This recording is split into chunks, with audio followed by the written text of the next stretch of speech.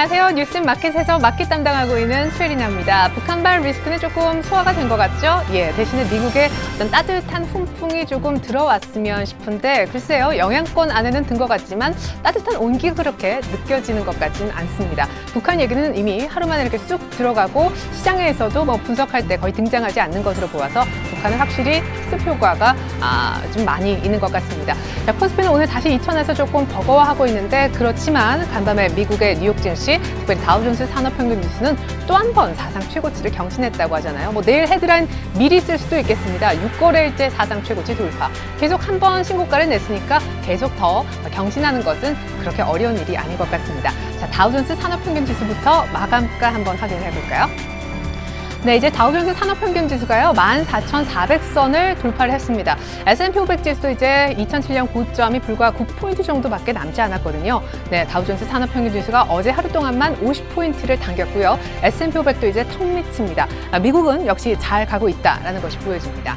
나스닥도 이제 3,250선에 완전히 안착하는 흐름이네요. 사실은 나스닥이 역사적으로 지금 가장 강한 흐름 속에 있고요. S&P 500은 1,565포인트 정도만 가면 사상 최고치입니다. 자, 이번엔 니케이인데요. 최근에 이제 동풍 나라 중에 잘 가는 또 하나의 나라가 바로 일본입니다. 니케이는 오늘까지 무려 9거래일 연속 오르고 있습니다. 자, 오늘의 상승폭도 0.4%, 어제도 올랐고 그제도 올랐고 뭐 그 전에도 계속 올랐었죠. 12,400선 안착시키고 있고요. 역시 엔화 약세가 큰 도움이 되고 있습니다. 엔달러의 흐름도 안 볼 수가 없겠는데요. 자, 엔달러가 다시 한번 지금 96엔대 후반에서 머물고 있습니다. 자, 원엔도 궁금하실 테고 할 텐데, 자, 엔달러 잠깐 보시겠습니다. 엔달러 환율은 다시 한번 사상 최고치입니다. 지금 96.7엔대까지 올라가면 와, 이게 이제 100엔대가 곧 들어간다라는 것이 이제 일본 당국의 의지인데요. 일본 당국의 의지대로 현실화된다면 우리는 굉장히 불리해집니다. 당장 우리 원달러 환율의 흐름을 잠시 후에 보고 원엔 환율 얘기까지 조금 더 짚어드리겠는데, 자, 어쨌거나 정리하면 이렇습니다. 북한발 리스크는 조금 수그러들었고 미국은 역시 잘 가고 일본도 역시 돈을 풀었기 때문에 그 영향으로 잘 가고 있습니다. 우리 증시만 또 역시 못 가고 있는데 다행히도 밀리진 않습니다. 코스피는 오늘 또 2,000선을 반납했습니다. 네, 현재 이미 반납이 되어 있는 상황이네요. 1998.76, 4포인트, 5포인트가량 아래쪽에 있습니다. 왜 그럴까요? 누군가 팔기 때문이겠죠. 강보합 출발했었는데 낙폭이 좀 커지고 방향성을 아래쪽으로 잡는 듯한데 이유는 외국인 때문이군요. 외국인이 최근에 어제는 2천억 넘게 순매도하더니 오늘도 600억 가까이나 순매도하고 있고요. 무엇보다 이렇게 방향이 갑자기 아래쪽으로 11시 반 이후부터 잡히기 시작하는 것은 외국인들의 선물 매도 때문인 것으로 보여집니다. 현물 쪽에서는 이 정도면 뭐 그렇게 큰 매도 세력이 출현한 것이라고 볼 수는 없겠지만 선물 쪽에서 갑자기 지금 2,500개 가까이나 외국인들 선물 매도가 시작됨으로 인해서 아직까지 이것이 프로그램 매물로 연결되고 있지는 않지만 전일 생각해 보십시오. 기관, 특별히 국가지자체 쪽에서 백업해서 프로그램 매수가 들어와서 지수를 방어했던 것과는 정반대 상황이 펼쳐질 수도 있다라는 얘기가 되겠습니다. 오늘 선물 쪽에 휘둘리면서 코스피가 2,000을 내주고 있는 것과는 달리 코스닥은 선전하고 있는데요. 코스닥의 현재 흐름 한번 볼까요?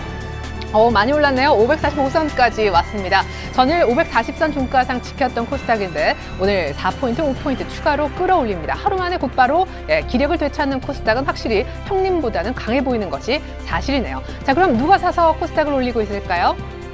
네, 역시 전일 사줬던 그 주체가 오늘도 동일하게 이어집니다. 외국인들의 매수가 절대적으로 많고요. 기관보다 한 10배나 지금 더 많이 들어오고 있습니다. 11시 반 구간에 250억 정도 순매수면 적지 않은 매수 강도라고 보여지고요. 개인들은 어제 코스닥이 좀 출렁였잖아요. 그죠? 예, 그래서 조금 마음이 새가슴이 됐는지 오늘 조금 찰실현하고 있는 모습인 것 같습니다. 자, 코스닥 괜찮고요. 코스피는 조금 아쉬운 모습인데 환율 상황은 어떨까요?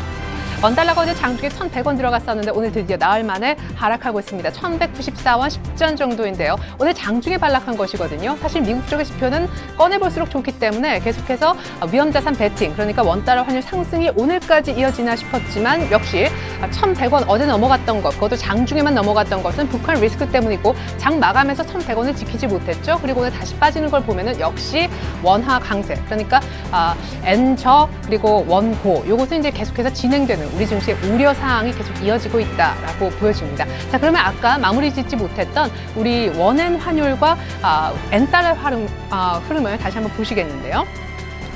원엔 환율이 지금 조금 걱정입니다. 아까 이제 외환 전문가하고도 얘기를 조금 나눴었는데 지금 1128원 유 정도가 바로 엊그제 얘기거든요. 이것이 이제 1130원에서 한번 확실히 깨지기 시작하면은 조금 걱정이 됩니다. 이것이 이제 아래쪽으로 가면 갈수록 우리가 수출주 기준으로 원하지 않는 상황이 펼쳐지게 되는데요. 가격이 싸서 일본 차가 소위 많이 팔릴 수밖에 없는 그런 구조가 되는 것입니다. 환율 계속해서 신경 쓰셔야겠습니다. 자, 오늘은 역시 코스피가 조용하고 코스닥은 그나마 좀 강해서 다행인데요. 전일에 코스피도 사실은 좀 출렁였었고, 그죠? 코스닥은 더 많이 출렁였었단 말이에요. 사실 전일 무슨 일이 있었는지 정확히 알아야만 앞으로 매매하는데 또 놓치지 않고 중요한 사항들을 챙겨갈 수 있을 것 같습니다. 자, 전일 코스피 상황부터 제가 차트를 좀 준비했는데요. 함께 보면서 얘기를 좀 이어가 보죠.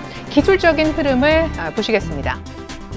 어제 코스피는요, 61선 부근이라고 하는 이 녹색 선에서 정확히 지지를 받고 밑꼬리를 달았습니다. 밑꼬리를 달았다는 얘기는 뭡니까? 누군가 저가 매수가 들어와서 여기를 지켜줬다라는 거죠. 이 정도 라인은 1980선 후반인데 일단 때문에 전일 저점, 전일 가장 많이 빠졌던 1980 정도는 이제 지지가 되지 않겠느냐. 단기 저점으로 이 라인을 전문가들이 많이 부르고 있습니다. 때마침 이 녹색 선 정도에서 멈춰주기도 했고요. 물론 오늘 위에 까만 선이 5일선에 부딪히면서 오늘 저항을 좀 막고 있긴 하지만 아마 이 정도 사이에서 조금 더 가봐야 한 이 정도 사이에서 이렇게 등락이 이어지지 않을까라고 전문가들은 내다보고 있는 것입니다. 물론 만기 이후에 코스피가 좀 수급 부담을 덜고 갈 수는 있겠지만 전통적으로 옵션 만기에는 변동성이 컸지만 선물 옵션 동시 만기인 날에는 일단 포지션이 각 주체별로 조금은 상쇄가 되면서 오히려 변동성이 그렇게 크지 않았다라는 점을 감안해 봤을 때 만기 이후에도 코스피 시장은 의외로 역시 지금처럼 조용할 수 있다는 얘기도 많이 나오고 있습니다. 자, 그러면 전일 2% 가까이나 빠졌었던 코스닥은 무슨 일로 이렇게 하루 만에 강한 모습인 걸까요? 네, 코스닥이 어제 사실 더 많이 빠졌었습니다. 이게 퍼센트로 따지면 2% 가까이나 됐었거든요. 자, 이거에 놀라서 오늘 개인들은 정리를 하고 있는 겁니다. 코스닥 못 믿겠는데? 라고 이제 발을 빼는 건데요. 전문가들의 의견은 다릅니다. 그리고 외국인과 기관은 오늘도 또 이런 코스닥을 사고 있죠. 그러면 코스닥을 좀 걱정스러워 보는 것이 과연 맞는 비율일까도 개인분으로 다시 한번 생각해 보셔야겠는데요. 자, 코스닥 차트를 다시 한번 보시겠습니다. 2월달 500선에서 굉장히 머뭇거렸던 코스닥입니다. 이것이 이제 550포인트까지 당겼으니까 한 10포인트 오른 것이죠. 여기서 약간 주춤했을 때 개인들은 안타깝게도 발을 빼버리는 모습입니다만 전문가들은 어떤 얘기를 하고 있느냐 하면요. 자, 이만큼 올랐던 과열 부담을 어제 화끈하게 장중에만 이제 소위 자양강정제를 먹고 기력을 되찾은 겁니다. 그래서 이제 외국인들과 기관은 더 좋은 뷰로 보는 거고요. 개인들은 어제 잠깐 쉬는 것을 영원히 쉬는 것 아닌가 우려하면서 오늘 팔아버리고 있는 것입니다. 자, 해답은 역시 코스닥에 있다라고 보여지는데 그 이유는 이러합니다. 전일 기관과 외국인의 쌍끌이 매수가 들어왔는데 최근에 투신권에서 굉장히 보수적인 매매를 하고 있다는 것은 알고 계시죠? 전일 투신권에서 코스닥을 같이 좀 샀습니다. 자, 투신권이 얼마 만에 코스닥을 조금 샀는지 한번 보시면요. 자, 투신권만 잠깐 살펴보겠습니다. 최근에 뭐 기관과 외국인의 쌍끌이 매수가 양쪽 다 들어오고 있는 코스닥인데요. 자, 지금 제 HS가 약간 느리네요. 자, 뭐 어쨌거나 어떻게 한 4거래일 정도 만에 코스닥에서 이제 투신권이 샀다라고 지금 이제 막 나옵니다. 자, 이렇게 해서 투신권이 어제 코스닥에도 관심을 좀 보였었는데 그러면 그들이 어떤 종목을 샀는가? 전일 투신권을 포함한 기관의 바스켓에 들어간 종목들을 저희가 1위부터 5위까지 정리를 해봤습니다. 굉장히 중요한 부분이 되겠죠. 개인들은 위험하다라고 느끼는 사이 기관들 특별히 투신권까지 공격적으로 산 종목들의 리스트이기 때문입니다. 지금 백설 표시해 놓은 것이 52주 신고가 경신하고 있는 종목들입니다. 1위가 코롱생명과학, 2위는 동서, 그리고 3위는 메일유업이고요. 4위는 바이로메드, 그리고 5위는 CTC 바이오였습니다. 자, 여기에서 뭘 느끼시죠? 그래요. 코롱생명과학, 여기도 약간 바이오 쪽이고요. CTC 바이오, 바이오입니다. 바이로메드도 바이오 쪽이고요. 동서와 메일유업도 약간 뭐 음식료 쪽이고 물론 중국 모멘텀이 있는 쪽이고요. 기관이 갑자기 전일 들어오더니만 바이오, 제약 쪽을 사더라. 이런 또 특징이 나타나고 있습니다. 자, 그러면 전일만 떼놓고 보지 말고요. 전일에 너무 이제 묶이면 시야가 좁아지니까 최근에 이렇게 많이 올라온 약간 눌림목을 보였지만 최근에 코스닥의 신고가 내는 52주 신고가 내는 종목들은 어떤 특징이 있을까? 저희가 종목들을 시총 비중이 조금 되는 종목들만 한번 모아봤거든요. 화면을 역시 통해서 그 종목들 한번 확인해 보시겠습니다. 자, 전일 기관은 바이오 종목들을 많이 샀는데 최근에 그럼 뭐 누가 샀든 간에 코스닥 중에 제일 잘 나간다는 종목들 리스트입니다. 자, 메디톡스, 오스템 임플란트, 차바이오엔, 메일유업, 제로투세븐이 나오고 있는데요. 하나하나 요 뭐 5종목 정도밖에 안 되니까요. 화면을 통해서 차트 한번 보시죠. 자, 이것이 바로 메디톡스의 차트입니다. 자, 메디톡스 이런 종목들 참 괜찮아 보여요. 여기서 급하게 올랐지만 따라가지 않고 조금만 기다리면 약간의 조정 후 여기 곧바로 오늘 다시 한번 신고가를 내는 그런 흐름입니다. 조정 이후 상승인 것이죠. 오스템 임플란트도 최근에 이제 신고가를 내는 그런 종목인데요. 오스템 임플란트. 예, 이 종목은 더한 기간 조정을 받았습니다. 올해 들어서 1월 한 중반까지만 상승을 했었고 한 2달 정도 기간 조정을 보인 후에 다시 한번 이제 막 끌어올리고 있거든요. 여기에 있는 물량도 거의 다 소화를 해낸 흐름입니다. 오늘 4% 정도 뜨지만 요 정도 오늘 시가에 따라갔다면 참 좋았겠고 지금도 그렇게 늦진 않아 보입니다. 자, 다음으로는요. 차바이오엔 한번 가보겠습니다. 자, 전문가들도 이 종목들 얘기를 많이 하는데 이런 종목은 우리 개인분들이 매매하시기에 참 부담스러운 것도 사실입니다. 5일선 과 비교해 봤을 때도 이제 붕 떠 있는데 이걸 이제 소위 전문 용어로 이격도라고 합니다. 이격도도 많이 벌어져 있어서 이럴 때 사면 조금 부담스럽긴 하죠. 확실히 아까 좀 전에 봤었던 메디톡스 오스템 임플란트 차트와는 다른 모습입니다. 이렇게 급격한 상승 커브가 최근에 그려지고 있으니까요. 마지막 두 종목인 매일 유업과 자회사인 제로투세븐까지 보겠습니다.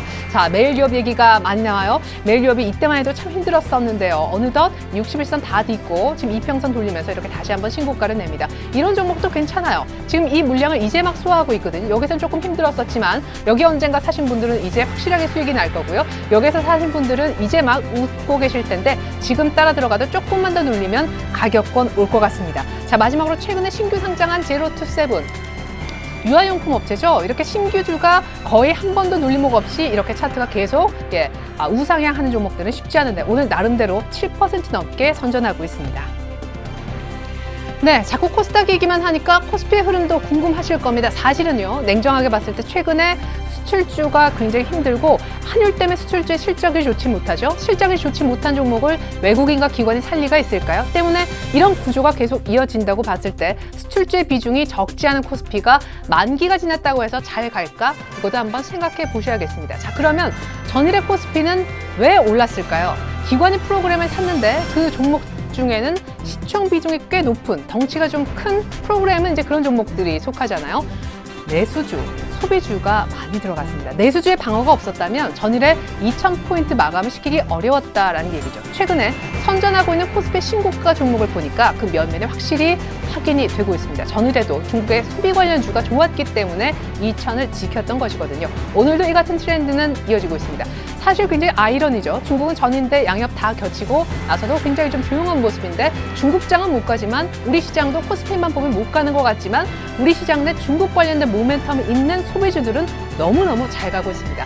현재 그럼 코스피 쪽에 있는 신고가 내는 종목들 리스트를 한번 보죠.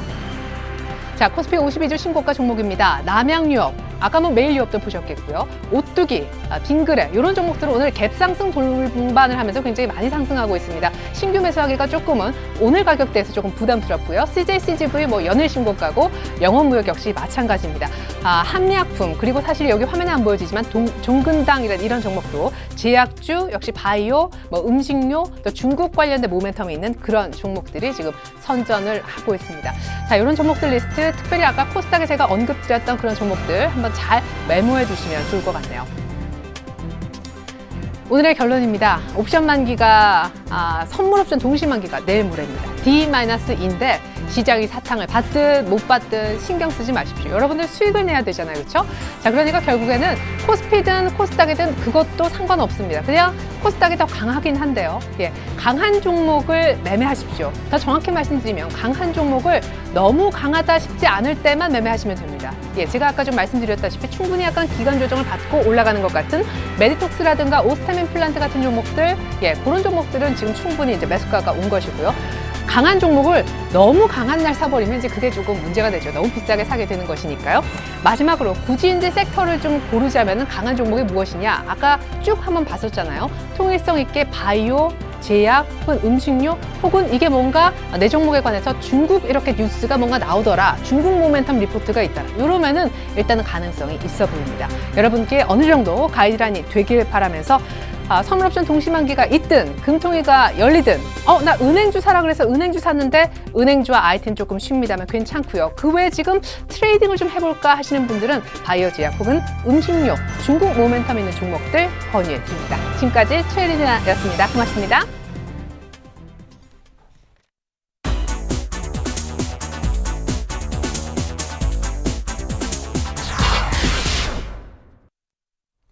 안녕하십니까. 3월 10일 뉴스인마켓입니다.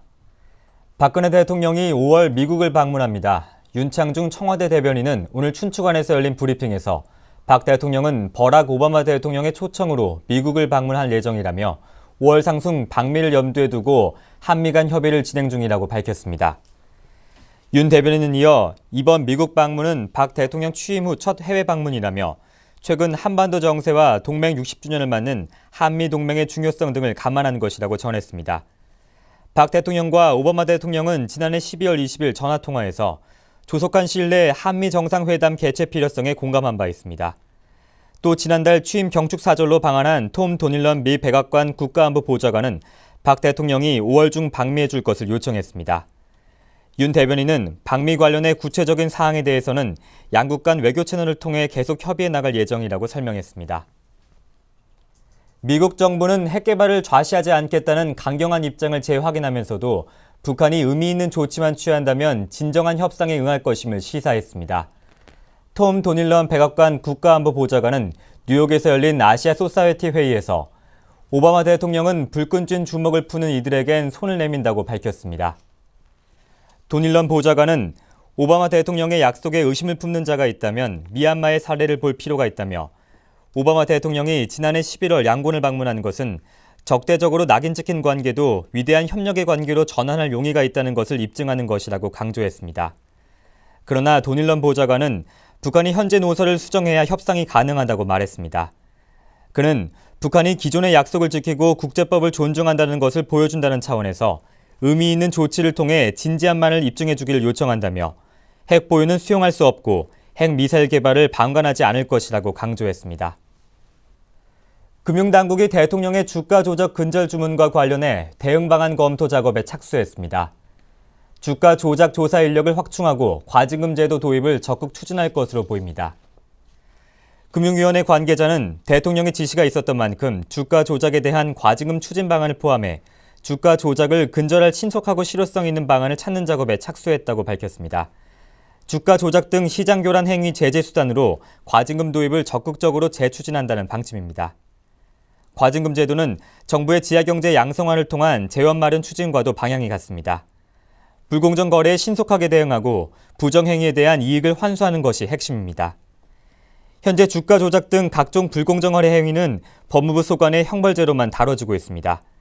과징금 제도 도입이 한때 추진됐지만 정부 부처 간의 이견으로 무산된 바 있습니다. 금융감독원은 주가 조작 조사 기능을 확대하기 위해 관련 조사 인력을 보강한다는 계획입니다. 서승환 국토해양부 장관이 취임 일성으로 부동산 시장 정상화를 꼽았습니다.